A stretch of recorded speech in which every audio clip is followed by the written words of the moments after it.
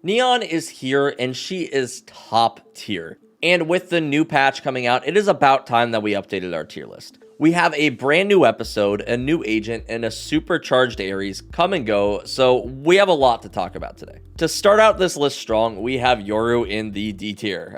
It feels pretty redundant to say at this point, if I'm being entirely honest. Yoru desperately needs help, especially with Neon in the game now. There's just no reason to really play him. He doesn't do anything better than any of the other duelists in the game, so he doesn't really fill to any sort of niche. The truth is that until we get the Yoru rework, he's probably going to stay a low tier agent, so fingers crossed that it comes soon. With that, we are on to our C tier, and here we have a pretty regular face as well, Phoenix. It really is sad to see Phoenix so low on this list, knowing how strong he used to be, but by taking a look at this pick rate in pro play, it's easy to see that he's fallen out of favor in the meta. The thing with Phoenix is that he's not a bad agent. He still has a great kit loaded with flashes, a molly, and a very powerful ultimate. He even sometimes still sees play on Haven, albeit a very limited amount of play. But the biggest problem with Phoenix is that we haven't been in a double duelist meta for a while now, and with agents like Skye in the game, he's just outclassed. She is a better flash, a team heal, and her dog, which is just way better for gathering info and clearing sites for the team.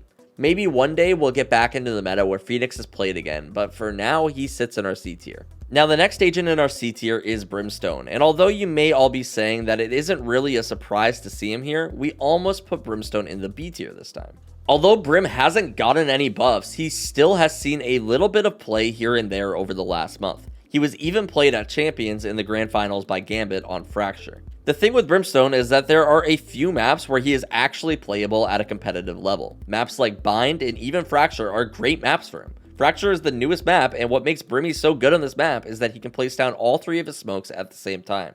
This gives him a slight advantage over the other controllers, since on A site he could smoke drop, ropes, and link all at the same time for A site executes. Although he has been seeing more play in the pro scene, I still think it's a bit early to move Brim up to the B tier, but I would keep an eye out because this could potentially change soon. Speaking of Brimstone, by the way, if you guys wanted to learn how to play from arguably one of the best Brimstones in the game, I definitely recommend checking out the course that Smack made for us over on the website. He is a Radiant Brimstone one-trick who is just phenomenal to watch. I even actually got queued in a game with him one time. He is incredible. He will teach you all of the ins and outs of a seemingly simple agent like Brimstone, and then if you don't want to learn Brimstone, maybe you want to learn any other agent of the game, we also have courses made by Radiant players for all of those agents as well, so I definitely recommend checking those out. Anyway though, let's get back into the video, but if you guys really want to improve, definitely recommend checking out SkillCapped.com.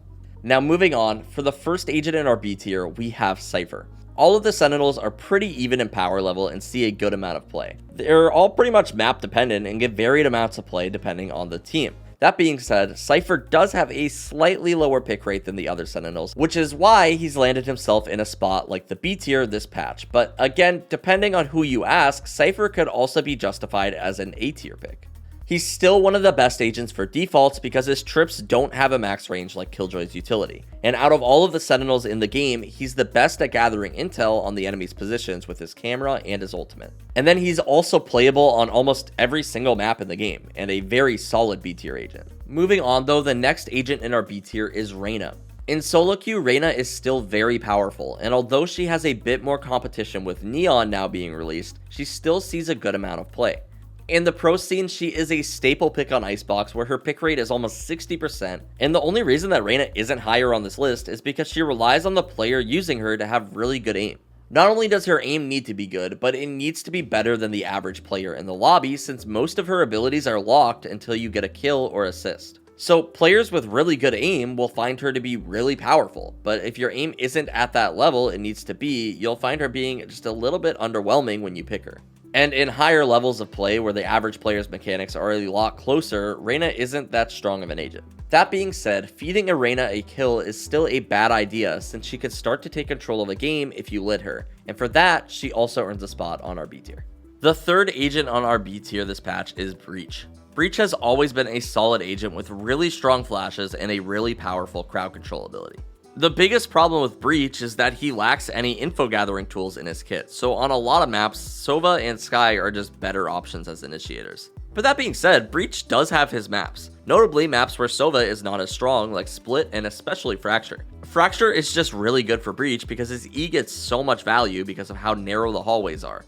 This makes it so if you want to show early aggression, his abilities are basically impossible to dodge. This gives Breach pretty much a must-pick status on this map, and this niche is the reason that he earns a spot in our B tier. And for the next agent in our B tier, we have another Sentinel, Chamber. I did say that all of the Sentinels are pretty even in power level right now, and Chamber is no different. His trips don't have a maximum range similar to Cypher trips, so he's another Sentinel that's perfect for teams that want to default. And he also comes with a free operator thanks to his ultimate, which doesn't really make sense, right? Why did you do this? Now, it's still a bit too early to see much in pro play, but in the limited amount of time that he's been out, we have already seen some experimentation. And I am sure in the future, we are going to continue to see him getting playtime. For the last agent in our B tier though, we have Omen. And honestly, Omen has really fallen off from the days when he was the top controller pick. Ever since Astra was introduced, Omen has just been outclassed in the controller role. That being said, if you don't play Astra, Omen is still an okay agent. His smokes are very useful, and he still has a very strong flash that can blind an entire enemy team through a wall. But there are 3 big problems with Omen, and I'm going to name them off quickly so that we can move on. His smokes have a limited range, especially on the larger maps. He only gets 1 blind, and when you compare them to Astra, Viper, and Brimstone, he basically has no post-plant utility. And as a fellow Broman myself, I'd love to see him get buffed, but until then, we wait. Omen's an okay pick right now, but by no means the best. With that though, we are now onto our A tier, and the first agent I'm going to talk about is Killjoy. Although all of the Sentinels are pretty interchangeable, the reason Killjoy is placed a little bit higher on this list is solely because of her pick rate. Across all maps and pro play, she has the highest pick rate out of any Sentinel at almost 40%. Although she isn't as strong for defaulting on attack because of the max range on her utility, her kit has other advantages. On post plant, her mollies are really good for stalling the enemy team from defusing the spike, which makes her incredibly helpful for clutching out rounds on attack. Her ultimate is also extremely good at clearing out sight and taking space to allow your team to push, and she's also so flexible that you can play her on pretty much every single map in the game and see success with her. So with all of those points, Killjoy is an easy pick for A tier. The second spot in our A tier this patch goes to Skye. This one shouldn't be too much of a surprise. Skye has been a big part of the meta for a while now. She has a really strong flash that can also be used to get info about enemies' locations. Her dog is also great for clearing out corners for your team to make the site execute safer, and to top that off, she also has a heal. Her kit can do pretty much everything, which makes her a good pick on pretty much every map in the game. And this flexibility combined with her strength is exactly why she deserves a spot on the A tier. For the next agent in our A tier, we have another Sentinel, Sage. Similar to an agent like Skye, Sage is one of those agents that's played on pretty much every map in the game. But the one thing that sets her apart is the fact that she basically is a must pick on maps like Icebox. Her wall is one of the best abilities in the game, and on a map like Split, you have to commit at least 1 or 2 people to shooting it down every round, otherwise the defenders can just rotate freely and not worry about mid at all. Specifically on Icebox, her wall is also really great for helping your team get the plant down. It can be really hard to hold a plant on that map with so many angles that the enemies can appear from, so sometimes just walling off a section of the site and planting it is just easier. She also has a very strong ultimate that's arguably in the top 5 in the game. Overall, Sage is in a great spot in the meta, and it's never a bad idea to play her, so she gets a well-deserved spot in our A tier. Double satcheling into the next spot in our A tier, we have Raze. This is again a very easy pick for A tier. The only problem with Raze is that she isn't exactly playable on every map, but the maps that she is playable on, she dominates. Maps like Bind and Split are maps that you can't afford to not have a Raze on your team. Her utility is just so strong for denying space, making it so you can't really play certain areas on the map if she's in the game. Areas like U-Haul and Hookah are such tight spaces that give Raze's utility so much value. So because Raze is all around dominant on every map and very dominant on certain maps, she gets a spot in our A tier. Sprinting into the next spot in our A tier, we actually have Valorant's newest agent, Neon. And although we don't really have any stats on her yet, I'm still going to try to explain why Neon deserves to be in the A tier. For one, her ultimate is actually kind of insane in a lot of situations. It deals a ton of damage and she can sprint while using it, making it extremely hard to hit her. Now, although it doesn't one-shot you, so you could potentially get headshot right away, sometimes it's pretty hard to track that Neon on your screen as she's just sprinting across, sliding all over the place and zapping you with a laser. Her stun is also incredibly strong. It comes out instantly and it's very hard to dodge because of the large AoE. She's also one of those agents that's played on pretty much every single map in the game because her kit is just so flexible. And although she just came out, Neon is in a pretty good spot in the meta, and the only reason she isn't in the S tier is because we haven't had a chance to see the agent get played in the pro scene yet. She could easily find herself in the S tier over the next couple of episodes, but she also could easily find herself dropping down. I guess time will tell. Moving on to our final spot in the A tier, we have an agent that hasn't really been up here before, but it's KO. In the pro scene, KO has actually started to see more and more play ever since Champions. Suppression is a very powerful status effect in the game, and it's great for both making it easier to push on offense and stalling out a push on defense. Turning off a Sentinel's abilities while they're stuck on site makes it extremely easy to run them over, and on defense it forces the enemy team to just sit there and wait until the duration is over before they can actually push. Not to mention, KO's ultimate is very strong, especially after the latest buff, since now it continues to suppress enemies even after you knock him down. KO may have been overlooked in the past, but right now he is in a great spot and definitely gets a spot in our A tier. Now with that, we are finally onto our S tier, and the first agent in this tier is going to be, of course, Jett. This is an easy one. Nothing has really changed with Jett recently. She's still very strong, and her dash is still one of the best abilities in the game. Neon has come out, and you'd think that she would compete with Jett in a way because she's very fast, but Neon doesn't really op very well, so it's not quite the same thing. Jett also has a lot of flexibility with her on-demand smokes, and her ultimate is still insane for eco rounds, so when it comes to the duelist slot, you can't really go wrong with picking Jett. Of course, Sova makes the S tier this patch again.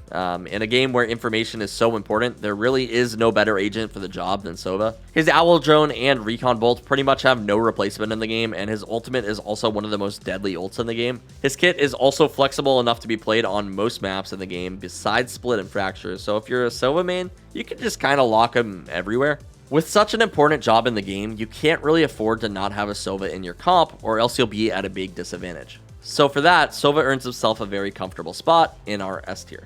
Now, we're almost done with the list, but we still have a couple more to go, and the next one we're going to be talking about is Astra. We have been in a double controller meta for a while now, and Astra is at the center of it. Her existence alone changes how the game is played. She's the only agent in the game that can use her utility anywhere on the map, so having an Astra makes it way harder for the teams to push onto a site. Not only that, she can place her utility anywhere, but that utility is also very powerful. She has a smoke, a gravity well to pull enemies in and make them vulnerable, and a concussion. What does Omen have again? Listen, if you're not playing Astra right now, I'd highly recommend picking her up. Learning how to play her if you're a controller main is one of the best decisions that you could make. She's easily one of the most oppressive agents in the game right now, and that's why she deserves a spot in our S tier. But now it's time to talk about our final agent in the S tier, and that is Viper.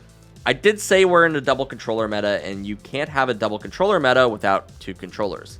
Viper is the preferred secondary controller a lot of the time. She does have some weaknesses, like how she may commit her wall to a specific location if she wants to use it, but for the most part, having a secondary controller helps to alleviate those weaknesses since you have another agent that can smoke for your team. Besides that, Viper's utility is incredibly strong. It's some of the best utility for stalling pushes in the game, which makes having a Viper on your team feel like playing with another Sentinel on defense. The fact that her smokes deal 30 damage to enemies on contact and her mollies make you vulnerable means that you can't really push through them. So you're instead forced to just kind of wait until they go down, and by that time, their entire team has already rotated over to the site to help. There are also some maps where Viper can be your only controller, and usually those maps are Breeze and Icebox. These are way more open maps, and they demand that you play Viper because her wall can block off all of the necessary sight lines that other controllers just can't.